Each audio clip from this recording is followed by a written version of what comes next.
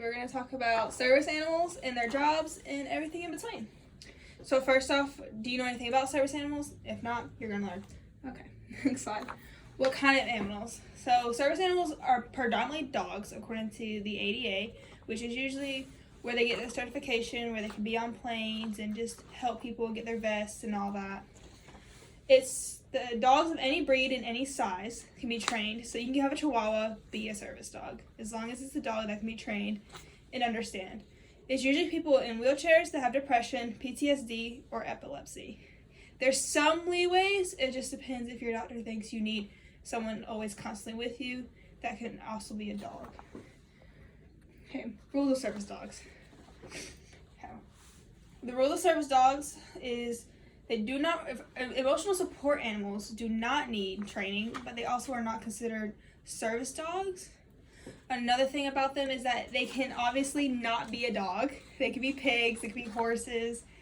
Anything can be an emotional support animal, but in certain situations you cannot have them with you because they're not considered a support animal. The rules and regulations that allow service animals to stay with their owners and how their owners are responsible for the care of service, it depends on what dog it is. If you're blind, you may have to have that dog constantly with you, and you may have to go through a different part of TSA because you have a dog with you. You have to take their gear with them and all that. If you're wheelchair bound, a different situation as well.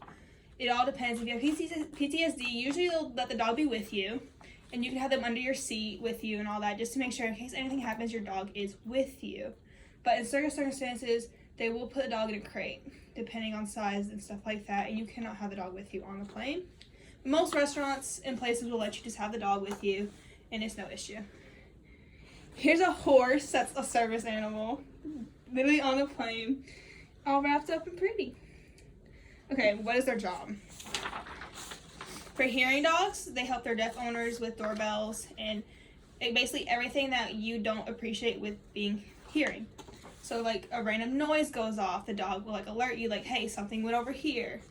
Certain things like that. A support animal with PTSD, usually just look out for the signs of an issue. Usually, for example, with people in the Marines and stuff who get PTSD, it usually looks out for signs of them like possibly freaking out, maybe have an attack that might cause an issue, but they also do panic attacks and depression.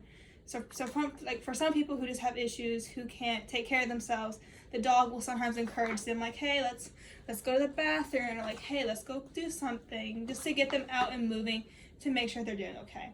Another one is mobility assisting dogs. Those help with wheelchairs and all that. So like mainly just like pushing the buttons to open the doors, or like go retrieving something to help them out because they can't always do everything by themselves. Another one is seizure animals that help just like, because there's always sometimes some people have signs that, hey, they might about to have a seizure, and they basically try to help their owner and then go get help to help them so they're not just there possibly killing themselves without even trying. The main two dogs are Labradors and Golden Retrievers, just because those two breeds just handle it really well and learn very well when it comes to this. And in conclusion, there's a lot of jobs for a service dog and a lot of things that come to having a service dog. In summary, these animals just are insanely important and need to be respected like anyone else who works. You wouldn't want to be bothered while you're trying to do your job, so why bother the dog when they're trying to do theirs? They're there for a reason. They have a purpose. To end this, I would just like to say, don't pet the service dog. It's there for a reason. Just don't touch the dog. All right, and I believe that's it. Thank you.